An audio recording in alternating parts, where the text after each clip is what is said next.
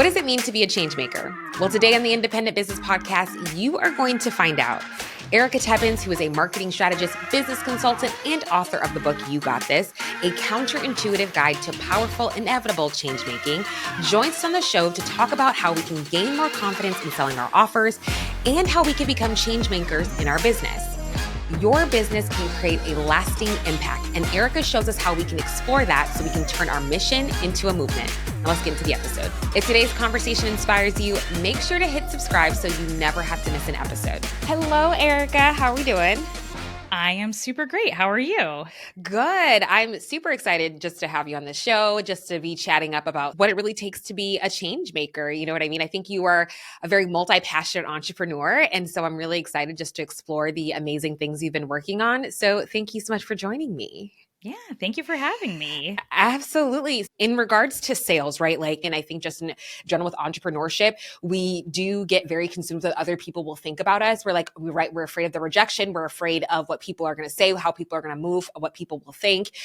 How was that confidence wise for you? Were you just oh my gosh, I'm so uncomfortable? Or how did you, I just know for myself, I sell my business, but it's still something I'm oh, it just makes me cringe a little bit, but and I'm sure there's many of us that feel the way, but with you, how are you working and building up that confidence within that?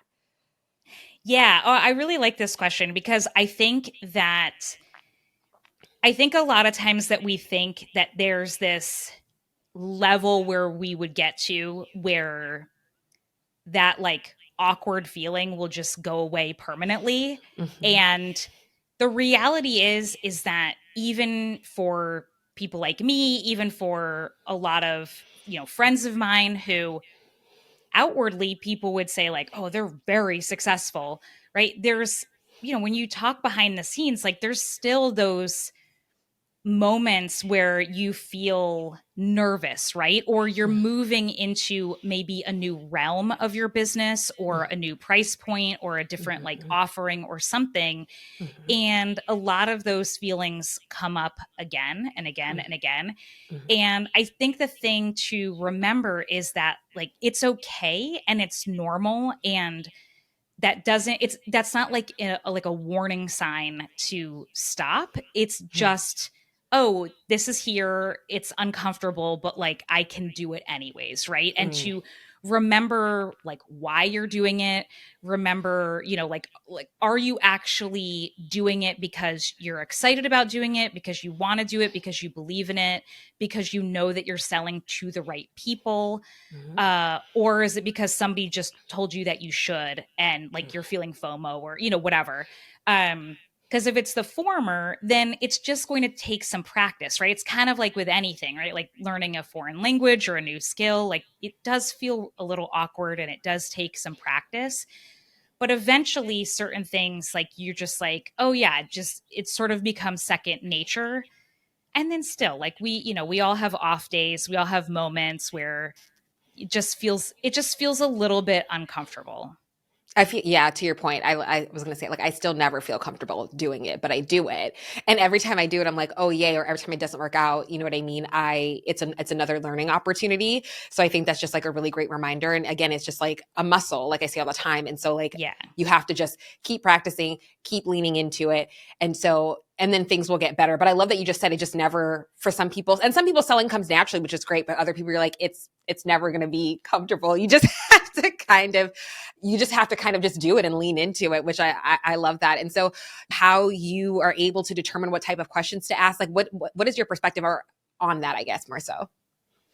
Yeah. So one thing that I think helps actually both with building confidence and knowing the right questions to ask is start by offering something up that you are really comfortable and confident with. Something that you're oh, this is a no-brainer. This is super awesome. And I'm not going to be super,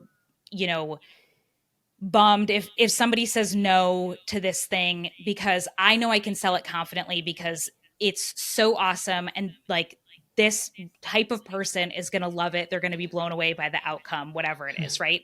I have this offer. It's very specific. It's very time bound. It's what I call an hell yes entry offer. Mm-hmm. And you price it at such that it's just you can basically sell it with your whole chest, and then decide for yourself how many you're going to sell before you raise the price, right? As you're like working with those people, as you're getting used to offering that service, you are going to learn things about those people that you're working with. You are going to start to notice commonalities among the people who get the best results, who are the easiest to work with, who are the most appreciative, all of it. And you're also going to start to notice things where you're like, it didn't quite like it sort of missed the mark for a variety of reasons, right? And then when you look at that, that will help inform what questions to ask and how to refine the offer going forward, right? So you're going to kind of like learn through doing, and then you're going to know better questions to ask to assess if somebody is a right fit. And a lot of that is stuff that you can do ahead of time, like in your sales copy, in your content, to sort of pre-qualify people. It's not necessarily stuff that you have to ask directly on a sales call. And so those things will help inform your process, and all of that will help to make everything feel more confident, because the people that you will end up on those discovery calls with are already going to be a much better fit. And so it won't feel like you're actually like selling them or trying to convince them or anything. It'll just be more of like, let me answer your questions. Let me make sure you're actually a good fit. Let's get comfortable with each other. And I can answer any questions you have about working together, et cetera, et cetera. I love that, though. I think that's such a great way to look at it. Like, you're not on that call to convince somebody to work with you. You're there to, just be that support and answer any questions that they have. And one thing that I love that you shared is, I just love that tactic in general. Just pick something small that you can sell with your whole chest, that you just feel really, really confident about. And I just realized, to think of my own journey as well as an entrepreneur. Right before I became a storytelling strategist, I used to do Instagram strategy, social media management. And I realized I struggled so much with selling was because it was something I wasn't very passionate about. It wasn't, I still obviously love social media, but I love storytelling. And so whenever I would talk about my social media management packages and this and that, I was not passionate about it. And so it like made it more difficult to sell. And then it wasn't until I rebranded and then actually created an offer that I feel really confident about, it made it still feeling uncomfortable, but still made it a lot easier to be able to sell. And like, where I'm able to communicate a lot easier the value of what it is that I have to offer to help like bridge that understanding, like where my client can understand what I'm offering and see the value of what it is, of how I can solve their problem. And so I think that's such a really, really good first step for people to take within that, of like, what is something that you can, I love that, sell with your whole chest. What can you sell with your whole chest that you feel confident about, that you can step into, that you don't even have to think about, and going from there? Because again, it's going to show those commonalities that you pointed out of like what questions that you should be asking in order to really uncover the real reason why this person wants to work with you. And I think that's just such an important thing. And like I said, the power of asking good questions, it's just so, so important. What are your thoughts within this? I feel like in the industry, just in general, right? Like, there's been a lot of urgency when it comes to selling and all of these tactics that we have. Some people say sleazy, you know what I mean? I think, and you will kind of lean into more a holistic approach, a more sustainable approach. And so how can we do that when it comes in within selling? So there's a few things, and I'm going to bring it back to something that you had just said about like in the package that you were excited to offer. You mentioned you could see, like, you knew the value to the intended target client, right? When you rebranded and all of that. And I think that is really, really crucial, right? So when you're thinking about something that you're selling and something that you're excited about and you can sell with your whole chest, I think that it is really, really important to be honest about who it is best for and the value to them, like the actual value of that service, that product, whatever it is, right? And it's okay to be like, to embrace the fact that it isn't for everyone. And we do not have to necessarily like have businesses that have an offering at every price point for every person. Like, we are, micro businesses, right? So think about your brand, think about who you want to be working with, think about what you can sustainably offer. And again, like what lights you up, right? If I don't know, and if I can't hold that vision of who it's best for and why they would really see value in it and what it could really do for them, and like all of that, I am not going to be able to sustain an entire launch period of continuing to talk about it and create content around it and send out emails and do sales calls, the whole, all of it, right? And so the more that you can really be super clear and honest with yourself about who is going to get the best results from the thing that you're offering, and then from there, how does it make sense to design the offer with that person in mind, which like would include the price, right? So like a lot of times there's discourse online around like quote unquote, reasonable pricing, but I don't necessarily think that that's always helpful in talking about creating change in an industry, because that is unspecific, right? You have to think about balancing time and money on either side of it.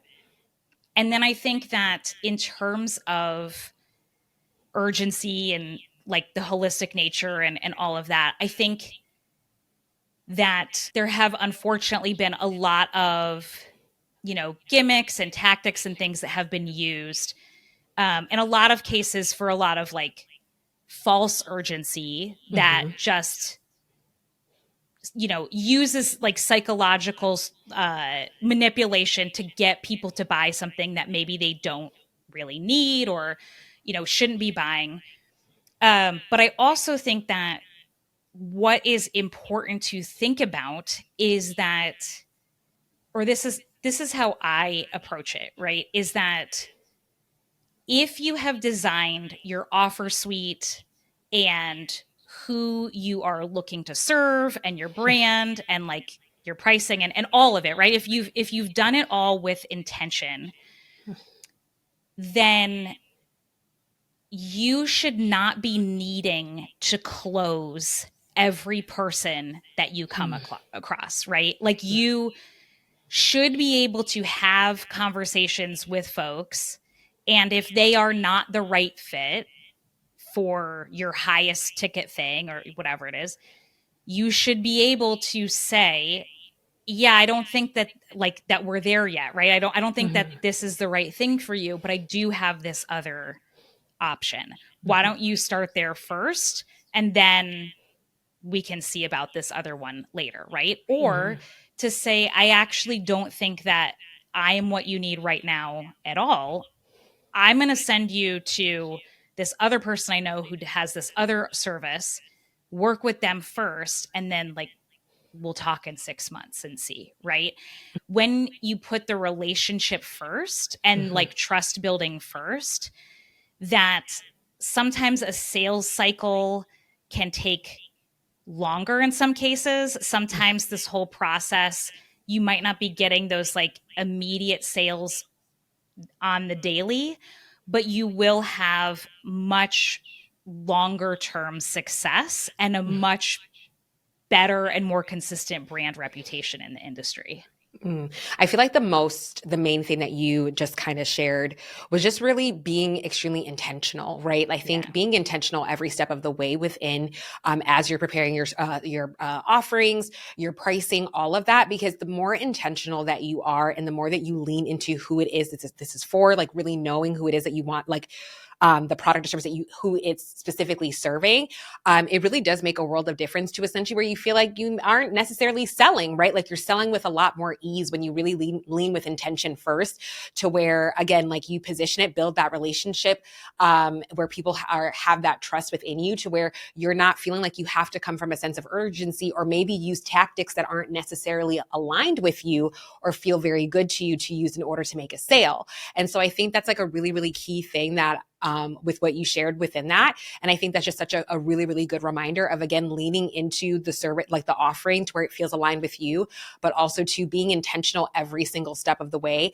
and keeping your audience at the forefront, because again, you're selling to make it about them. It's for them. It's to impact their life. And so absolutely love that. And, you have your book about being a change maker as well. But I even like to view selling as like, you're being a change maker, essentially, right? Like, we are making an impact on the world. We want to leave this world better than how we found it, right? Like that kind of saying. And so how do you view like selling and being a change maker? Yeah. So I really think that we, as entrepreneurs, small business owners, just, humans in general in the world, but especially people who have, even if it's a little bit of influence to create change, we are in this position where when we are intentional, we can actually do a lot of good with our businesses. And I think a lot of times what often happens is there's sort of just this equation of make a lot of money with your business, and that's how you will do good. And we forget that there are a lot of other ways that you can change culture with a business that is not just through, oh, when I make a lot of money, I can donate a whole bunch of it, right? It's everything. It's the way that we are engaging, like the communities that we are paying to be in, like to learn from, to it's the tools that we're investing in, to say that, like, does this company align with my values? Okay, cool. I'm going to invest in this software or this membership or, whatever it is. I think it's also, when we hire support, virtual assistants, OBMs, copywriters, et cetera, like, are we paying them appropriately, right? Are we trying to just get, rock bottom pricing and exploit people, right? So there's a lot of different ways there. And even like when we are paying people well, are we treating them well, right? Are we treating them the way that we would want to be treated within the culture of our business, even if they're not like an actual employee, even if they are a contractor, there's still team culture there, right? And so there's just so many ways, right? Even things like in my group programs and group spaces, I always have community agreements, and people have always really appreciated that, because people know up front, like, what is okay, what is not okay. Like, they know the boundaries of the space and they know the values and everything. And so, but I also think in sales and in our offers and in all of it, I think in that process, kind of like we've been talking about, right? Just thinking more along the lines of, what are your values and do they show up in that process? It doesn't necessarily mean that you won't have success and you won't have great success. There are a lot of extremely like values aligned people that have had tons of success. Like, I would count myself among them, and all of my friends as well. But it's not always as flashy as some of the marketing that is out there, right? It might be a little bit slower sometimes. It might be, you might not have some of those like giant, super ultra flashy, like launch revenue numbers and things like that all the time.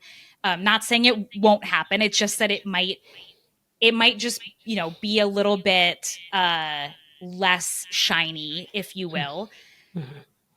But like, if you are okay with that, if you have designed your business that you don't need those giant, sexy peaks of money to get the money that you need to, sustain you or to hit your goals or whatever, then think about, like, is that okay? Because if that's okay, like, design your sales and your marketing process with your values in mind, and you will be successful and it will feel really good along the way, right? So that is one thing to keep in mind. And another thing to keep in mind too is I would say don't discount the power of putting out really solid content and resources and things that have no like dollar value or anything attached to them at all. Keep going back to the word intention.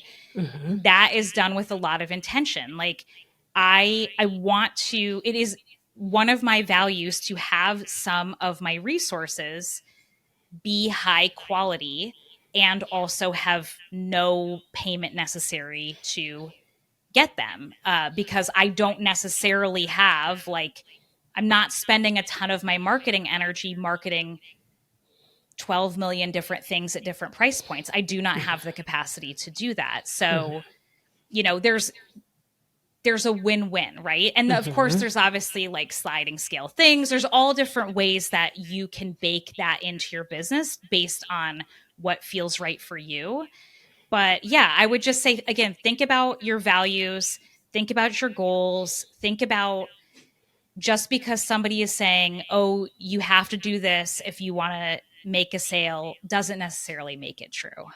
Yes, I love that so much. I think, again, to your point, intention, but then also to your values. This is something that I just continue to drive home a lot because, yes, a lot of us as business owners, we say that we know our values, but is it really woven into all areas of your business, right? Like, I love that where you said that one of your main values is providing high quality education, no matter what that looks like. So if it's free, like a free training, or if it is with an offering, either way, no matter what, you're always continuously providing high quality education. I think that's such a really great value because then again, you are building those relationships that truly do matter. So when it is time for you to be like, okay, I have this offer, people, again, they're just there to ask questions. They already trust you. They already know they want to give you your money. You know what I mean? Like they're just there to ask you some additional questions, and you're there to support them. And I think that's just such a great way to look at it again, of really understanding what your values are as a business owner. And really, I love to look at my business all the time too, just holistically of like, yes, I'm a storytelling strategist. Yes, I can absolutely help you, you know what I mean, share stories. But most importantly, I want you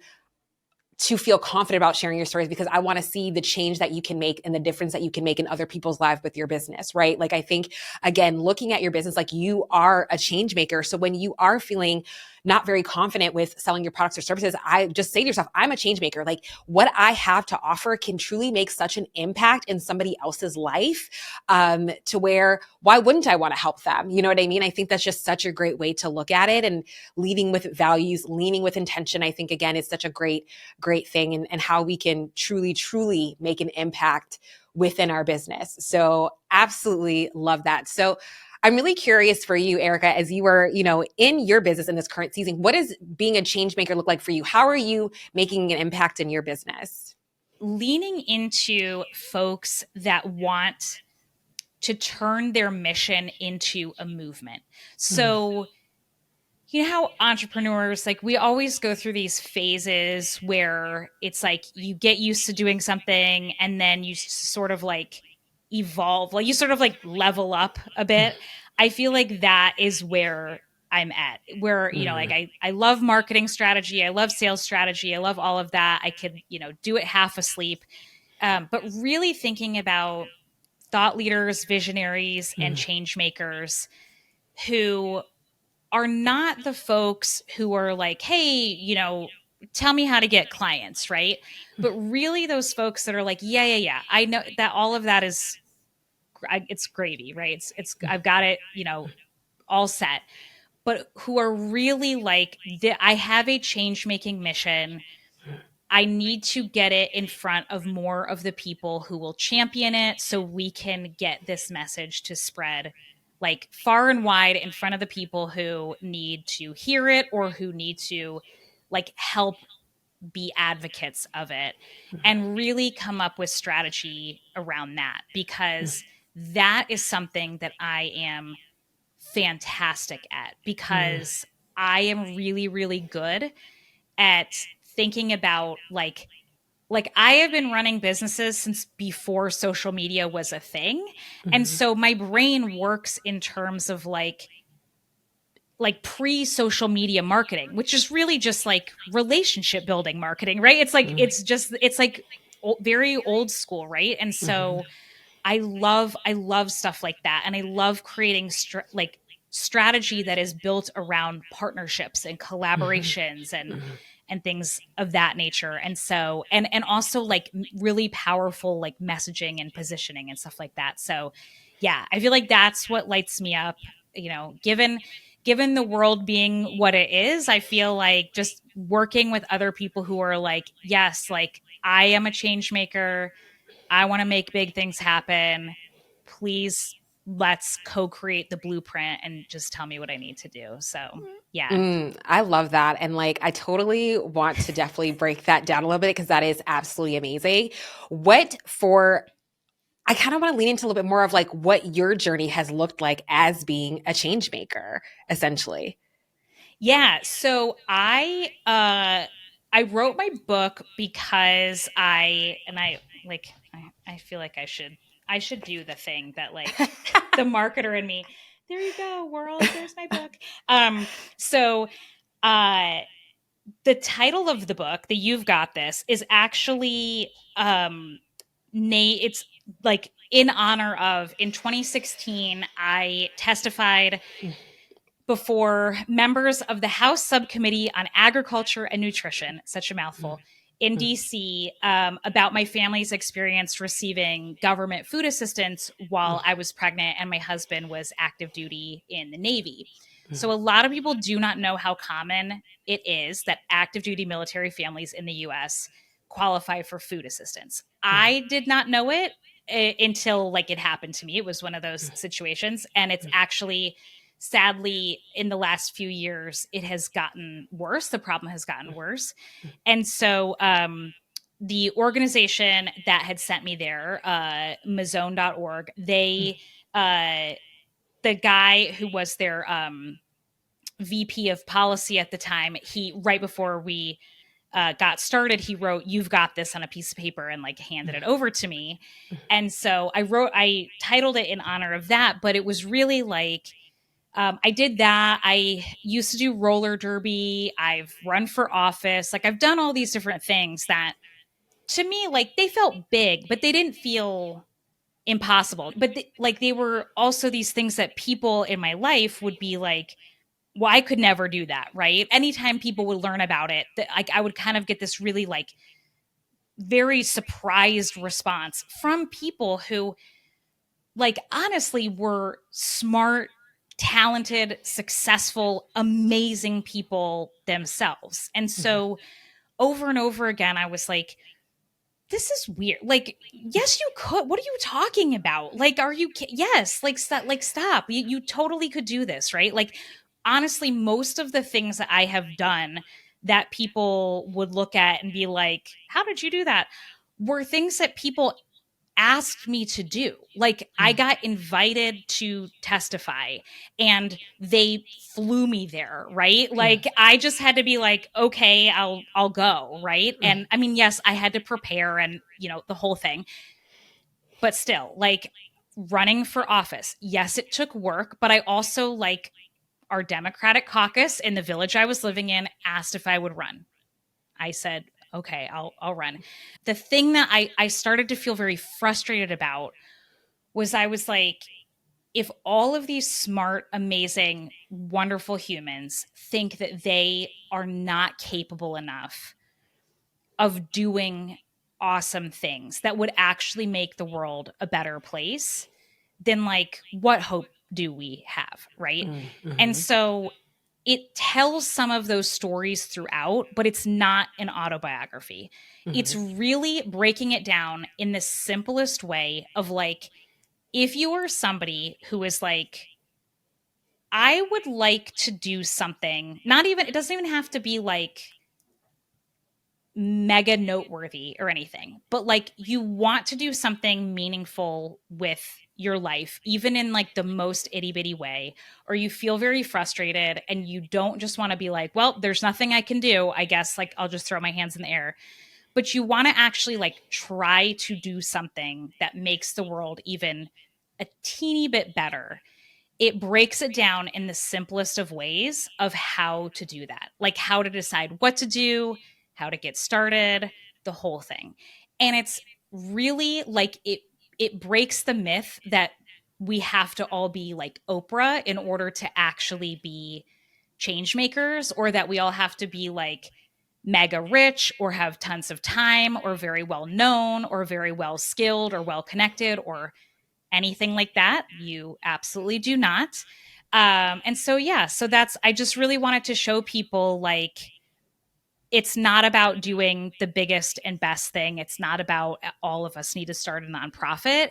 It's that there is a change maker in all of us. And it actually is imperative that the thing that each of us feels compelled to do, that we do, because there's something magical in each of us, that like that little thing that we're like, ooh, that feels exciting, kind of like with selling, right? That little like offering that we want to give to the world, like there's a purpose, there's a reason. And so the more that each of us leans into that, even if we're like, oh, it's not big enough, it's not special enough, like, yes, it is, like it matters. So yeah, that's why I wrote it. I love that so much, especially with you being in a roller derby, running for office, going to testify. Like what? But I think that's amazing though, because I think of that book, I think with like Shonda Rhimes, like The Power of Yes or something like that. And I think how you just were like, yeah, I'll just go do it. I don't know what's going to happen. I don't know how it's going to pan out, but yeah, I'll just go ahead and do it. You know what I mean? And I think the impact that you have made within that is just absolutely incredible. And I love how you shared of like, again, you don't have to be like an Oprah Winfrey to where you're like, you get a car, you get a car. You know what I mean? Like you can make an impact wherever you're at, no matter what the season of life looks like for you. And so it's like, again, being just opening yourself up, leaning in with curiosity, like I always like to say, just leaning in with that of like, Yeah. what opportunities are there? You know what I mean? Because I feel like the opportunities will start popping up once you just are more open to receive them. And so what are some things that business owners can do to really to lean into that, to be more of a change maker?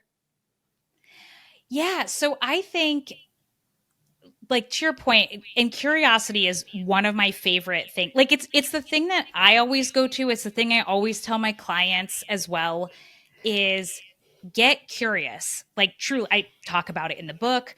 I really think that that is so essential, right? So just get curious for a moment and be like, okay, why does that thing not feel great? Like, why do I not like that? Or why do I like that? If something feels fun or interesting or exciting or whatever, just explore it. Like, just try it out. Just know that, like, nothing is set in stone. And just because you agree to do something once doesn't mean you have to do it forever, doesn't mean you can't change your mind, doesn't mean, like that you're locked in, right? But just give it a try, because you don't know until you try something out, right? And yeah, and like you might give it a whirl and it might be the greatest thing ever, right? And also just like, once you've tried it, do some reflecting. Like, did some of it feel good and some of it didn't feel so good? Okay, well, get curious about that, right? What didn't feel great about it? Is there a way to like omit that part or tweak it for next time? Or like what did feel good? Can you change it up? Can you like do something, can you do more of that? Like just keep, I feel like the more that you keep following those paths, and again, like layer in your values and layer in what is like sustainable for you, and all of that, not that your goals become irrelevant. They don't become irrelevant. Goals are still important, right? We all have bills we have to pay, and things like that.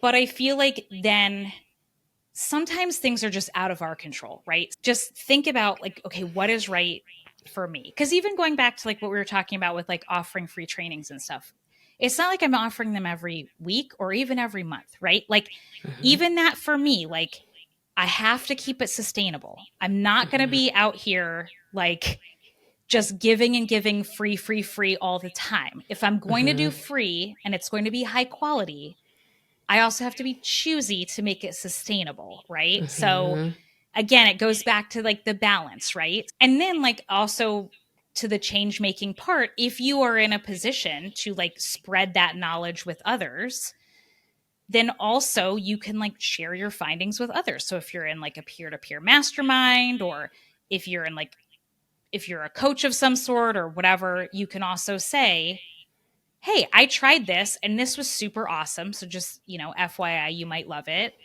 Or I tried this and I found I didn't love it and here's why, you know, and that way you kind of help other people along too. I love that so much. I think again of leaning with intention, really knowing your values. But I love what you said earlier of really want to making sure that you're whole. I think that is so, so key, right? I think sometimes we forget that and we have these goals and these dreams, and sometimes we end up everything comes at a cost. So we end up sometimes giving up pieces of ourselves in order to attain that specific goal. So I think that's a really good reminder of just how we need to continuously be grounded, because things will come in all the time. How are you and your values to where like you know exactly what is right for you? So you're like, all right, I can take this and receive it or not, and just leave it at the table and just keep leaning and doing your thing. I think that is just so, so key. I also thought about what you said too, even if the fact that it's bad doesn't mean that it's wrong, right? Like, again, it's just like collecting that data that you need to be able to pivot to move forward. And that is just so, so, so key. As you're going in within those seasons, within that, of all those changes, and trying to figure things out, how do you honor yourself within that? For me, it's getting clear on a few things. I always start with like your non-negotiables first.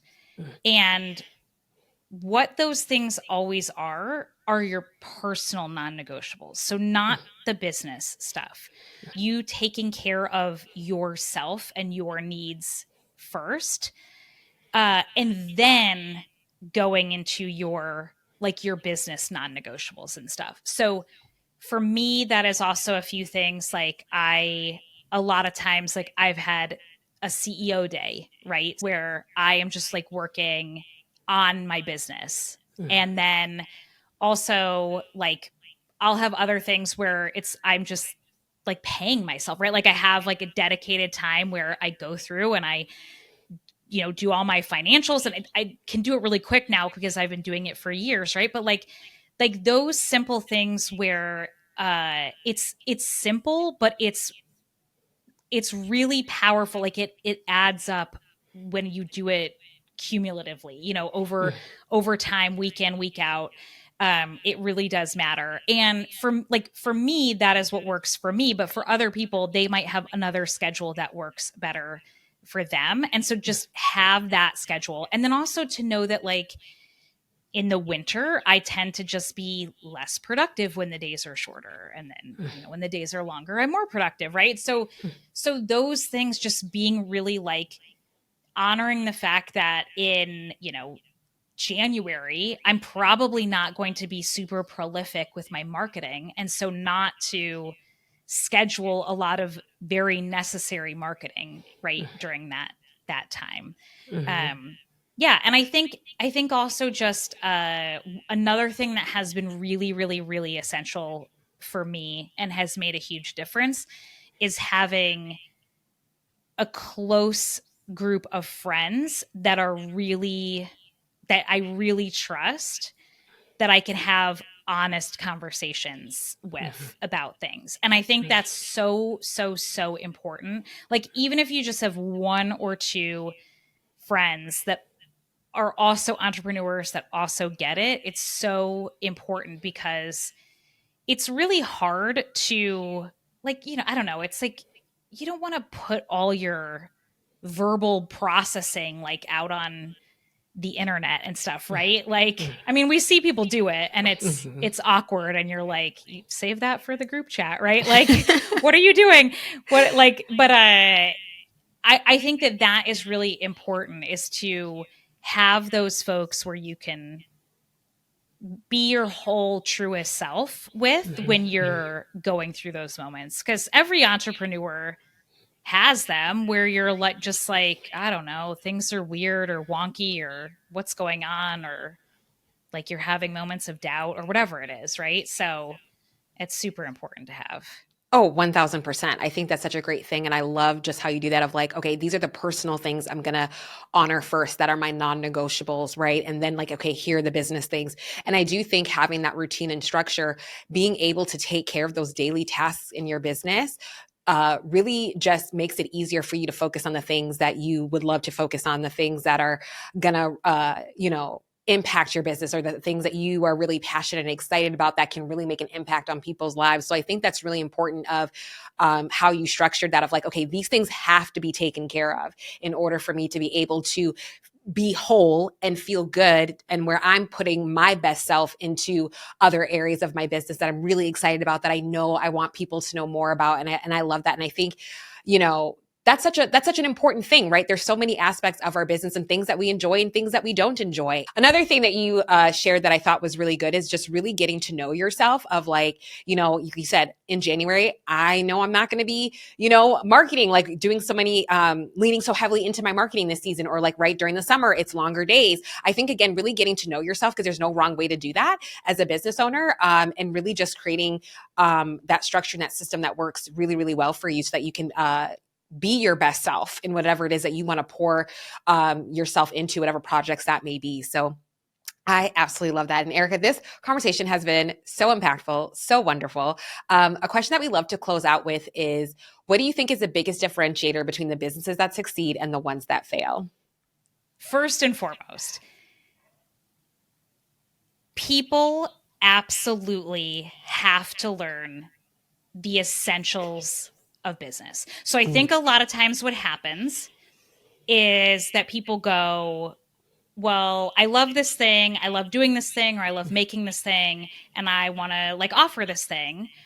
And the struggle is that whenever you have a business, you have to be good at the thing that you're doing or making, and you have to be good at business. You don't have to be great at business. You don't have to be phenomenal at business, but you have to be good enough at business in order to be able to sell the thing that you're trying to sell, right?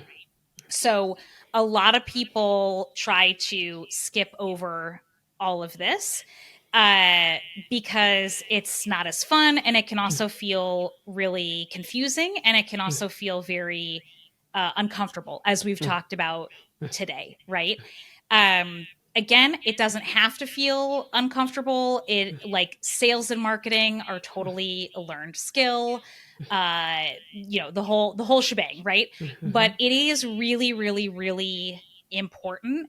And so a lot of times what happens is people will spend a ton of time and money learning every new tactic and hack and whatever they can under the sun to avoid having to actually like sell and market in order to sell their thing, right? So you have to understand the business fundamentals. And then the other thing I would say is that it's really good to be honest with yourself about where you can like best shine, and don't be afraid to evolve even when it's uncomfortable, right? So even in this like evolution that we've been talking about, and you talked about, how you can honor yourself, right? So a lot of times it happens, I'm sure you've been through it too, where you go like, oh my gosh, this thing that I've been doing, like I think I've outgrown it, and I think I need to start kind of like whittling it away, right? I need to like be done with it, right? And that can feel really awkward, especially if it's what people have known you for or what they've been coming to you for. But I think it's really important to embrace like what you do best. It's really, really, really important, especially as like micro businesses, right? Where so much of your own heart, soul, energy, attention, capacity, and everything is in the work. And again, tying it back to selling, right? Like it's like you have to really be like all in on it, and it's normal that we will evolve over time. And this doesn't mean that, like, I think that there's also a danger, and a lot of people hinder their own success by doing way too many pivots. So I don't mean pivot. I don't mean don't give something enough time, because that is also, I've seen a lot of people who never have success because they launch something once, it doesn't go as they hoped because they didn't give it enough time, and then they're just like, well, scrap that, I'm on to the next thing, right? You have to give stuff enough time. But I would also say that, like, usually people get to a point where they realize, oh no, I have evolved and my work needs to evolve to best suit my people. And like you have to make peace with it, and you have to sort of like surrender to that process, and it can be super uncomfortable. But if you don't, I find that like you just get sucked into this like resentment vacuum where then you're not excited to show up and market, you're not excited to sell, you're not excited to actually like offer those services or anything. So yeah, just go all in, and, you know, kill your darlings if you have to, but know that you're doing it for like the right reasons, and you are going to change people's lives with whatever you come up with next. Yes. Oh, love that. Thank you. Thank you so much, Erika. This conversation has been just so impactful. And I know for me, like, already the wheels are turning of just what are some things I can lean into in my business to continue to show up to be a change maker. And so for our audience, how can they connect with you? How can we support you? Let us know where we can find you. Yeah. So people can find me at erikatebbens.com. And on there are tons of resources. There are over 150 podcast episodes from my Sell It Sister podcast. There are blog posts. There are also several things on the self-study page. So there's actually like a really low cost sales course on there called Conversations That Convert. If people want to go through that, it's very quick, and it works whether you sell a product or a service. But you can also get the first chapter of my book. You can download it for free at erikatebbens.com/book. And I'm also on Instagram. You know, I like to share a lot of memes in the stories. And, you know, if anyone ever comes across like Lord of the Rings memes or Parks and Rec memes, like, feel free to send them to my DMs. So always a happy recipient of those.